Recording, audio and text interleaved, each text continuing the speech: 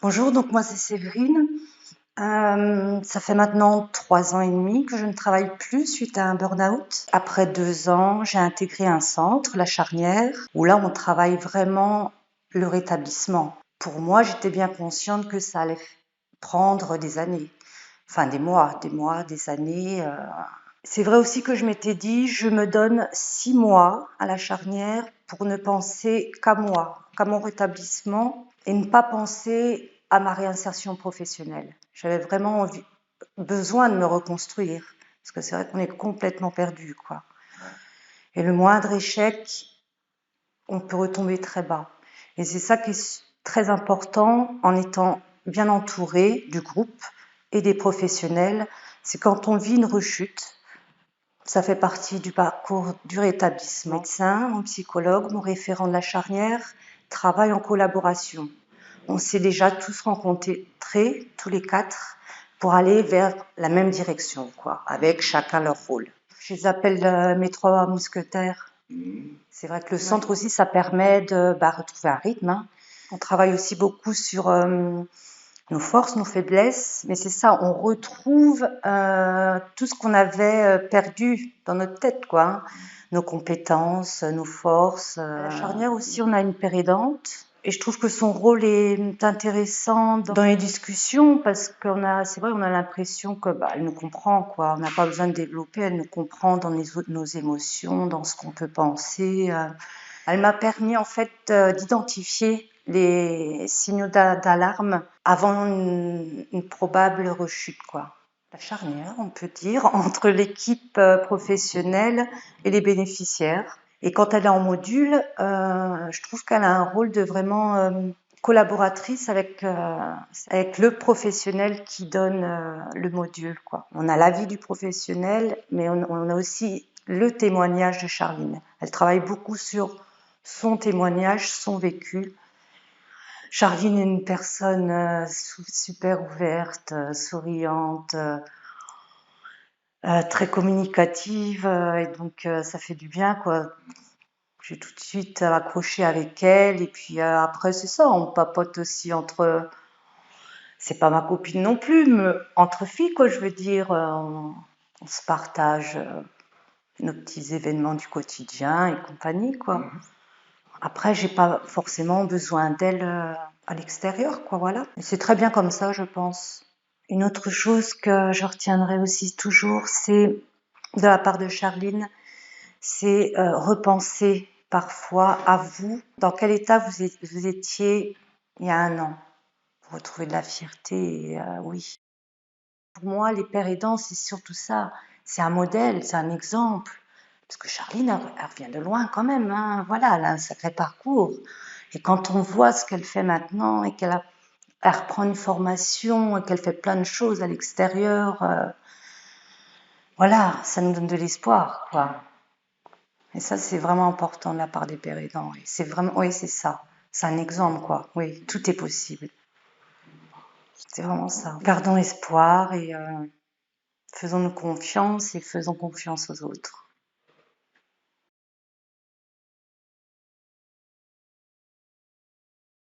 Je suis Charline, la père aidante du CRF La Charnière.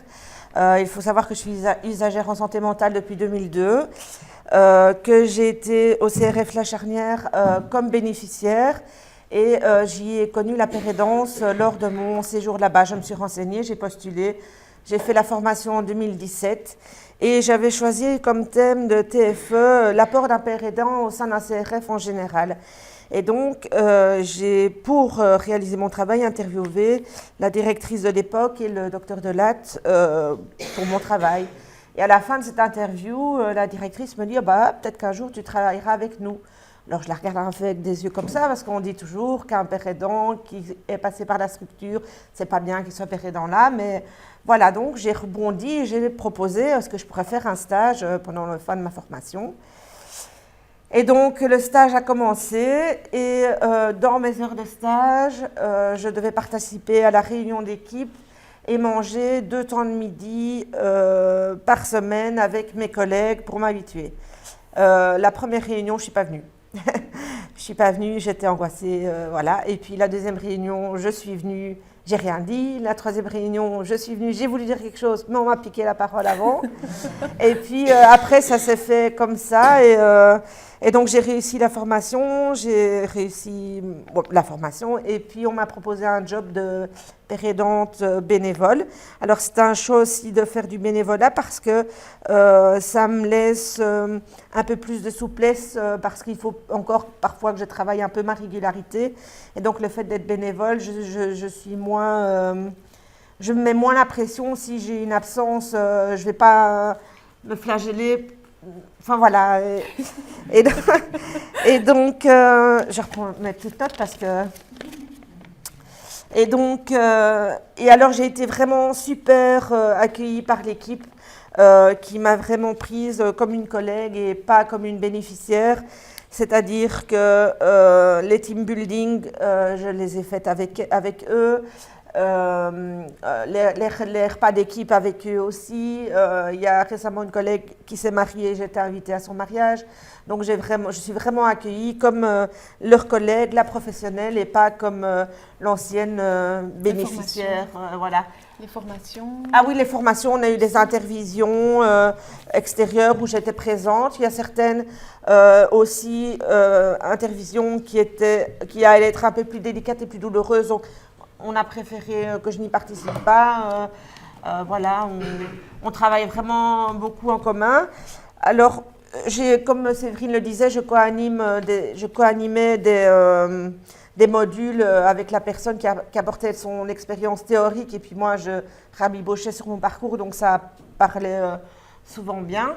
Et ce que je voulais dire aussi, c'est que j'apporte peut-être aux bénéficiaires, mais les bénéficiaires m'apportent tellement aussi. Là, j'ai repris les études d'éducatrice en septembre ici au campus provincial, suite à l'idée d'un bénéficiaire, comme ça, dans une discussion informelle, bah, tiens, pourquoi tu ne reprendrais pas des études d'éduc, ça t'irait bien. Et ça a trotté dans mon chemin, j'en ai parlé avec mon psychiatre, avec mes parents, avec mes amis, et me voilà repartie pour 3 ans d'études. Alors, je suis contente parce que je garde quand même un pied à la charnière. Le mercredi au groupe cuisine et puis le vendredi pour la réunion d'équipe et le vendredi après-midi à l'art créatif pour les moments aussi informels que je peux avoir avec eux.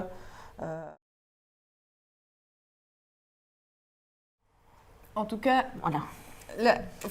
La pratique de la pérédance, elle se construit au fur et à mesure. Ah oui, pardon, au fur et à mesure. Avec Charline et en fonction des possibilités de ce qu'elle a envie de mettre en œuvre aussi. Et donc on voit que c'est quelque chose on ne sait pas toujours vers quoi on va aller au départ, mais les choses évoluent. Et par exemple, l'envie maintenant, c'était de pouvoir donner une place à la pérédance davantage dans les moments informels. On a beaucoup fonctionné en duo, en module. Ça se base sur on pouvait vraiment s'appuyer sur le fait qu'on connaît bien Charline, on la connaît vraiment bien, que la communication est très facile avec elle et qu'on sait exactement à quel moment dans le module on va pouvoir s'appuyer sur son expérience pour lui laisser la parole, voilà, et lui parce que parfois on manque un peu de temps pour préparer ensemble exactement ce qu'on va faire en module, mais c'est pas grave. Moi, je sais bien à quel moment je peux lui laisser la place ou à quel moment elle peut aussi prendre sa place, m'interrompre et relayer les choses. Mais donc on connaît les axes et les articulations qui peuvent se faire entre des éléments parfois plus théoriques, quoique on n'est pas toujours dans des trucs très théoriques, mais des éléments que moi je peux apporter ou ce que d'autres animateurs peuvent apporter et ce que Charline va pouvoir venir illustrer par sa pratique. Et donc ça, c'est quelque chose dans lequel on a fonctionné pendant un moment et puis maintenant, l'envie était venue ou le besoin de pouvoir investir davantage les moments plus informels et donc hop, on va vers autre chose, en lien aussi avec la disponibilité de Charline qui a diminué parce qu'elle entame des études et donc voilà, on réajuste les choses au fur et à mesure. Voilà, ça prendra peut-être encore une autre forme après, on verra bien. Ce que je voulais dire peut-être à la charnière, mais ça c'est qu'un exemple parmi, voilà, bien sûr ça peut prendre plein d'autres formes, jaillir autrement, prendre pied autrement dans d'autres endroits.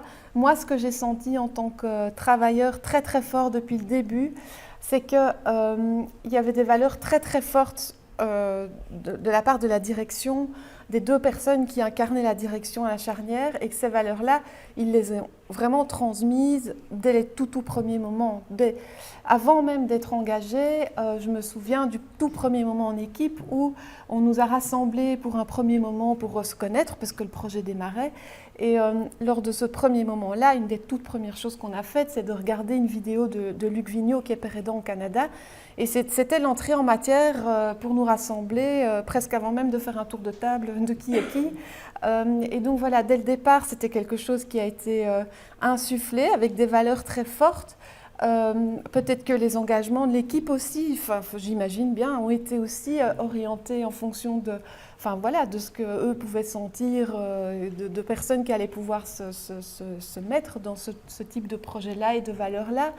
Et donc, la pratique de la pérédance, bien sûr qu'on s'est questionné à ce propos-là, mais ça n'a pas fait lieu de 10 000 heures de débat en équipe et de savoir si oui on allait le faire ou non, parce que c'était plutôt sur la forme que ça allait pouvoir prendre.